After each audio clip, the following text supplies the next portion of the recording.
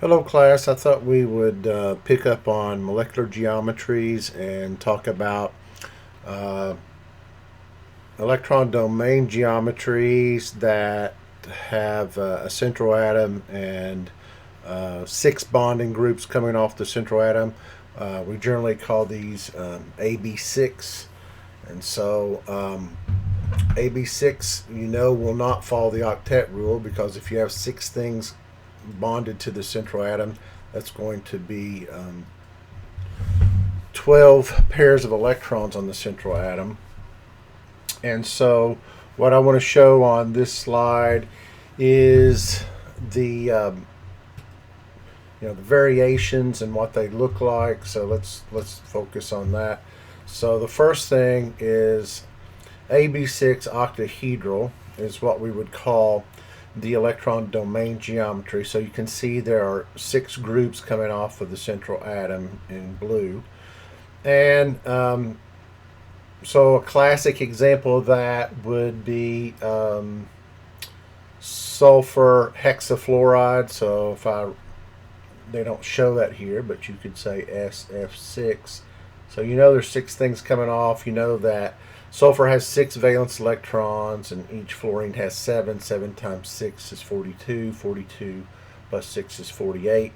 So you would have three lone pairs around each one of these atoms in white, and three lone pairs. So that's six electrons, and 6 times 6 is 36. And then you have two for every bonding pair, and there's six of them. So that's 12. 36 plus 12 is 48. So that's how we would get a total of 48 valence electrons. Where are they mapped? You can see that here. So in that case, you would have an AB6 configuration, which would be octahedral. But there are variations of that. One is you still have a bonding pair here, like so, and you have a lone pair now at the bottom down here. Now, all these bonds are the same length. They're all 90 degrees from each other, or 180 across from each other. And so it doesn't matter where you take the bonding pair off and put a lone pair, because they're all the same. But we generally rotate it where the lone pair on the central atom is at the bottom, and so that gives us this shape called square pyramidal. So this is one side of the pyramid, this is the other side, there's another side here, and then there's one behind. So that's why we call it square pyramidal. So that's if you have A, B, 5, E. So total of six things coming off, 5 bonding pair, and a lone pair would be called square pyramidal. Now the example they show here is xenon tetrafluoride, and with xenon tetrafluoride you would have lone pairs above and below the plane, and they do need to be 180 degrees from each other, so that gives rise to the molecular geometry square planar. So in this case here, this is AB4E2. All right, AB4E2. So those are the variations of the octahedral geometry. So if it's all bonding pairs only, it's octahedral. That's its electron domain geometry. Then we had square planar, which is AB5E. Six things coming off, but there is a lone pair. So it still has an octahedral electron domain geometry, but the molecular geometry is called square pyramidal. Then, if you take off another bonding pair, they have to go 180 degrees from each other. Then we get an AB4E2 designation. So it's still octahedral is the electron domain geometry, but now the molecular geometry is square planar. And so keep that in mind. That's what we're doing here. So those are the variations of an octahedral electron domain geometry. So again, we've talked about this before. How do you first have to draw a Lewis structure? If you don't get the Lewis structure right, you have no chance of applying valence shell electron pair repulsion theory, also called VSEPR, to get the correct electron domain and molecular geometry. So draw the Lewis structure, count the number of electron domains on the central atom. That's what we've been doing. Determine the electron domain geometry by applying the VSEPR model. And that's what I'm talking about, that classification where we look at something and go, oh, this is AB 4 or AB 5 or AB 6 or AB 3E. There's lots of different variations that's on that table that you do need to look at. So let's look at another example here. I just want to make sure that we can do these problems. So I'm not going to do both of them. I assume that this one you've looked at before, but let's look at this one here. And you go, well, that's an assumption, right? So don't forget the other videos that I have posted in the Blackboard announcement, and then also on my Professor of Chemistry channel on different VSEPR geometries. But I do want to do one just to make sure everybody's on the right page. So the first thing you do is you look at the compound, in this case an ion, and you look up, you count the total number of valence electrons. So iodine has 7, and then you have 4 chlorines that also have 7. And then you have to add an extra valence electron because it's got a charge of 1 negative here. So if we add that all together, we get 36 valence electrons. So we have to do the Lewis structure, and so the Lewis structure looks like this. Each chlorine is single bonded to the iodine, and each chlorine has to have a total of 8 according to the octet rule. So 8 times 4 is 32, and everything is satisfied at that point. So any extra electrons always go on the central atom. So there's an extra pair, and there's an extra pair, and that makes a total of 36 electrons. Just one thing to remember, again, when we're talking about an exam coming up, when you have an ion, make sure you put it in brackets and you put the charge outside the brackets. That's how chemists look at this and go, oh yeah, it's got 1 extra electron, so that's how we get 36 instead of 35 up here. So just make sure you do this carefully. All right, so this is all really Chapter 6 materials, but in Chapter 7, what I wanted you to do is look at this, and let's classify it. So classification, A stands for the central atom, B stands for the bonding groups coming off the central atom. There's 4 of them, one off each one of these chlorines, so it's AB4. And then you got 2 non-bonding groups on the central atom, so I put an E here. Now sometimes you see that classification like this, and sometimes you see it written this way. It doesn't matter to me which way you write it. I like this maybe a little better because it does say bonding groups versus electrons. So either way, you come to the same conclusion. So these are called subcategories of the electron domain geometry, AB6, because there's a total of 6 things coming off. So this is the octahedral electron domain geometry. So EDG for short, electron domain geometry for this is octahedral.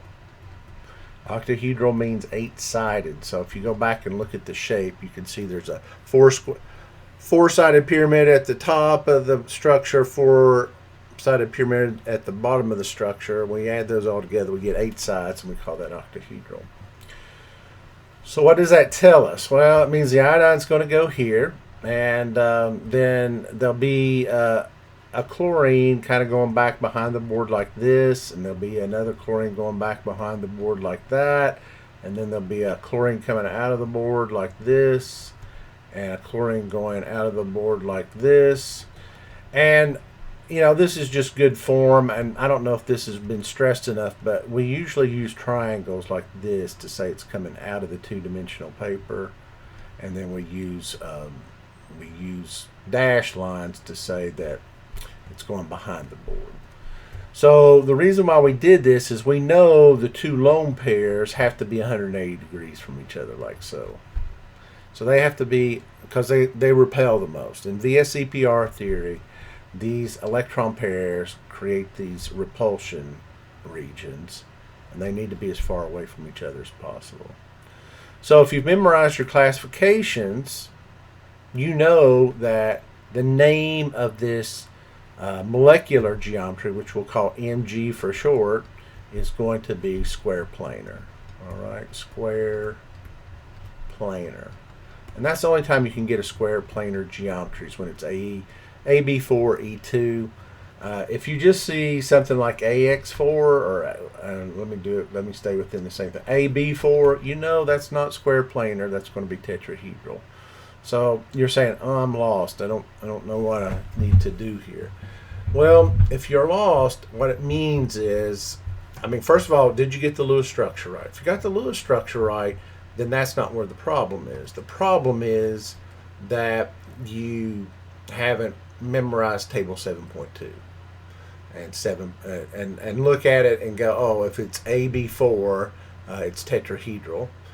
If it's AB2, E2, that's what this is. You have a bond here and a bonding group here, and then two non-bonding groups here and here. That's AB2E2, then that has a bent molecular geometry. So you have electron domain geometries, that's what you're going to use for classification, and then you have molecular geometries.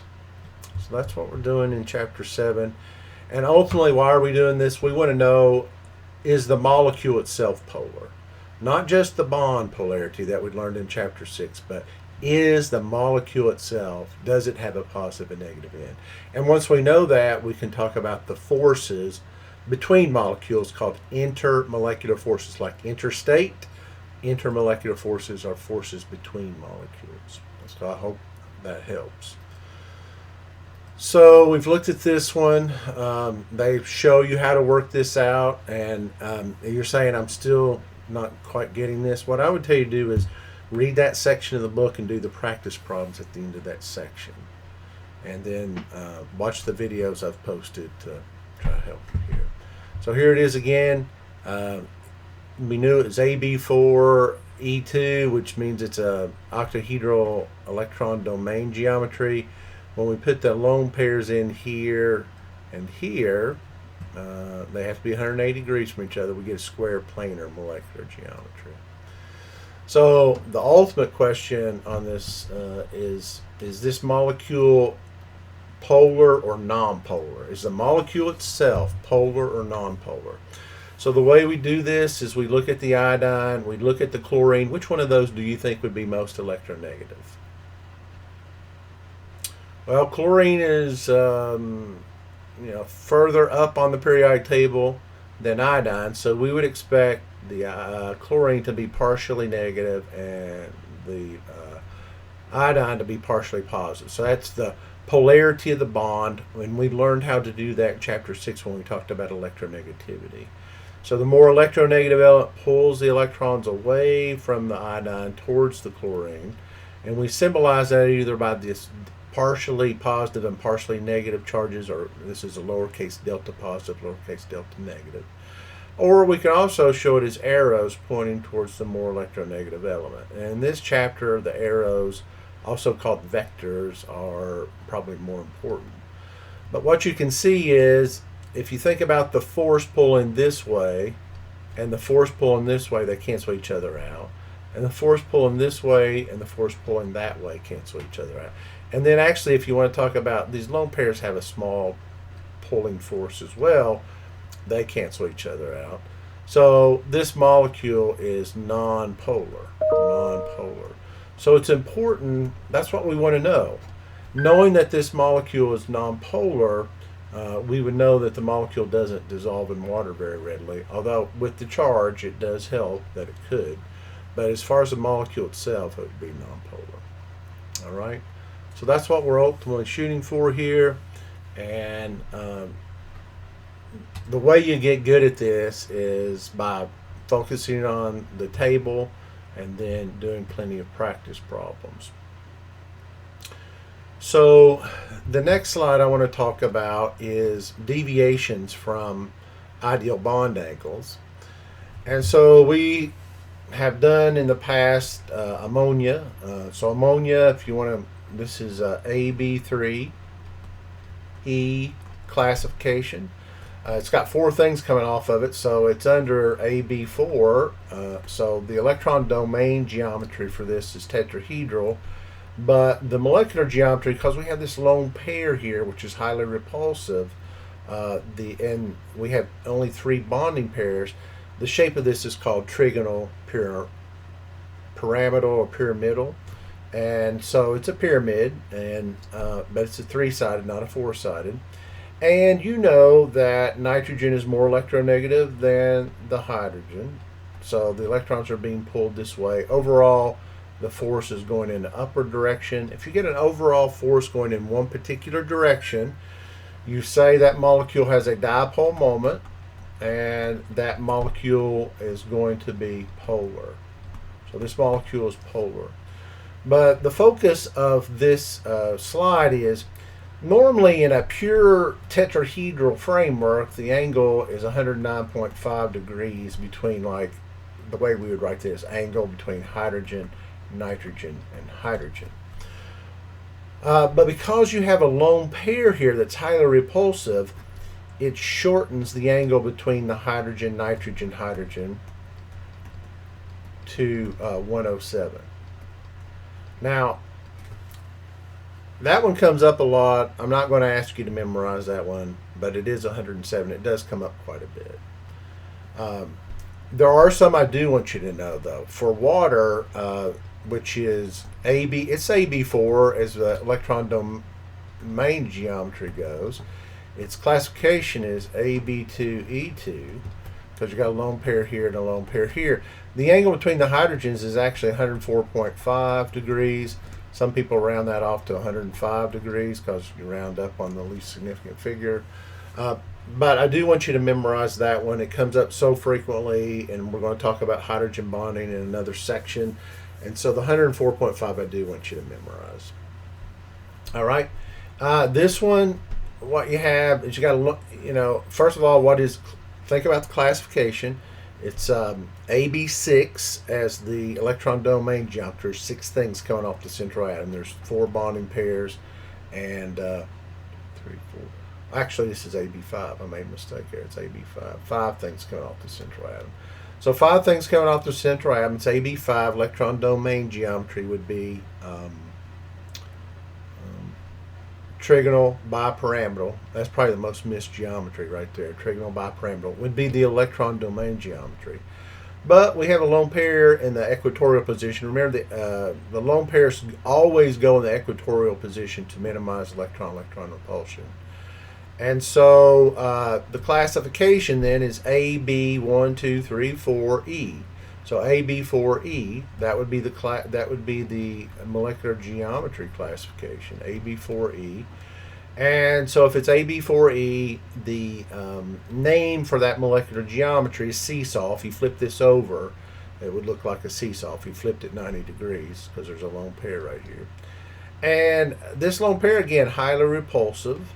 Normally the angle between this fluorine, this sulfur, and this fluorine would be 120 degrees. Because there's a lone pair in the equatorial position, the angle is 101.5. Now, I don't expect you to memorize that, but I do expect you to know it's less than 120. Same thing here. This fluorine gets pushed, bonding pair gets pushed back this way. This one gets pushed back this way.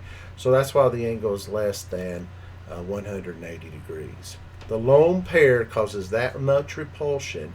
It forces the bonding pairs away from the lone pair and minimizes the angle between the fluorine, sulfur, fluorine in the axial position. Remember, if you straight down through here, this is called the axial position, and the ones on the same plane here is the equatorial ones.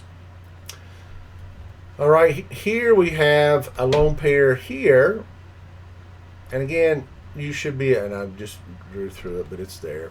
So you should be able to tell me what the electron domain classification is and the molecular geometry classification.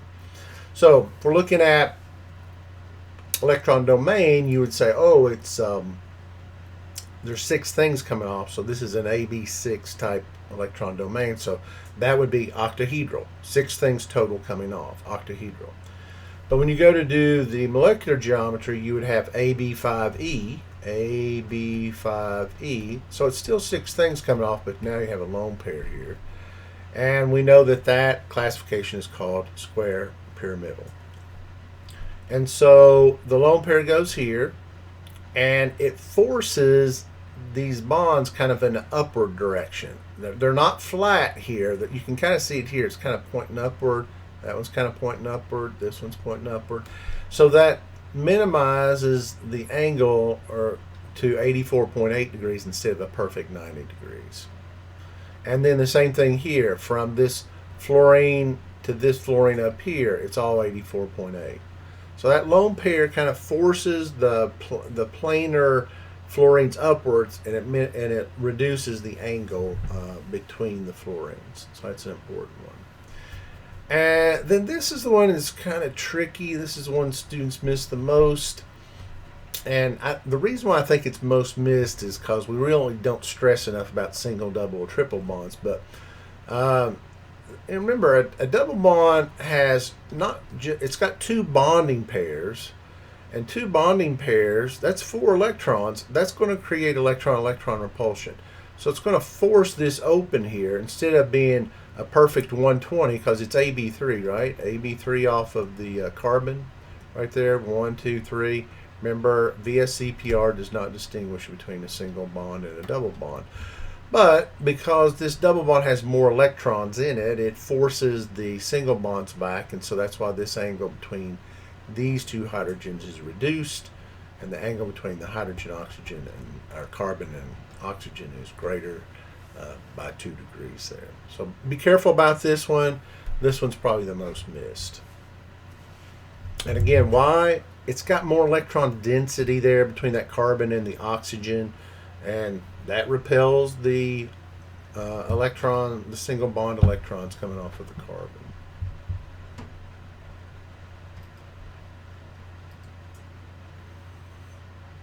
All right. So the next thing is a multi-centered Lewis structure. So what's a multi-centered Lewis structure? Well, you're looking at this. You look at methanol here, and how you know it's methanol? Well, we've learned that methane is CH4, right? And we learned that if you knock one of those hydrogens off, you get CH3OH, and that makes it an alcohol. And so we have a central atom carbon, and we have a central atom oxygen. Hydrogen can never be the central atom. So what you're going to do here is you're going to do the classification around this carbon, and then you're going to do the classification around the oxygen. So around the carbon, you have 4 bonds, so that makes this carbon AB4. So its electron domain geometry and its molecular geometry is tetrahedral. So notice they have the same name here. When we look at the oxygen, we know the classification is AB2E2. All right, 4 things coming off. 4 things are coming off. The electron domain geometry is tetrahedral, but the molecular geometry, because we have these 2 lone pairs here and here, makes the molecular geometry bent. So that happens. You're going to have compounds that have multiple centers, and you're going to have to evaluate or classify the electron domain geometries around each atom within the compound. So again, hydrogen's not going to be one of those evaluated, so that's not the central atom. It's either the carbon or the oxygen. Those aren't hard. It's just that it throws people off because you see 2 centers and you go, I haven't seen this before. Treat it just like each individual center until you have them all classified.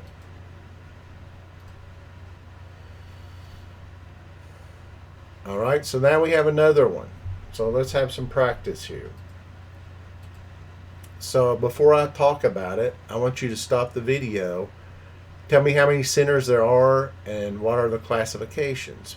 And you go, why do I need to know this? Well, in organic chemistry, you're going to talk about shape of the molecule. It's really important. It's important in biology too. A lot of times it's the shape of the molecule determines its biological activity. So you have to look at these compounds and be able to draw a picture of them in 3 dimensions.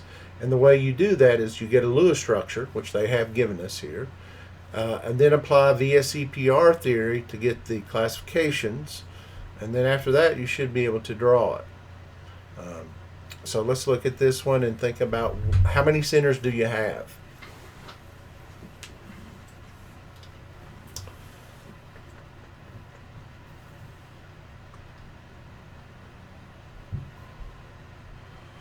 Well, you actually have three, right? You have one here, one here, one here. So you have three centers. This first one, all you see is bonding pairs coming off, so it's AB4. And you know if it's AB4, it's electron domain geometry, and its molecular geometry is tetrahedral. For the second carbon, it's AB3 because it's bonding group, and then this, even though it's a double bond, that's one bonding group, so it's AB3 on this carbon. And if it's AB3, you know that the electron domain and the molecular geometry is trigonal planar. And if you don't know that, you're not there yet. You haven't memorized those structures in the table 7.2. And then the last one here, you look at the oxygen, it's AB2, E2. We've seen that already before.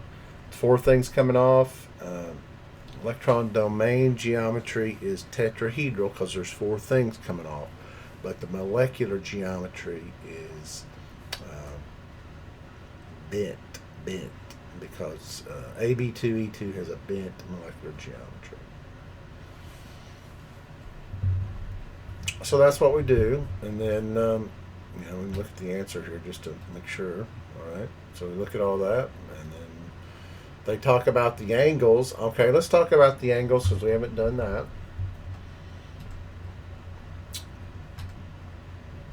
So this first carbon, it's AB4, so it's pretty much 109.5. That's what a pure tetrahedral framework is.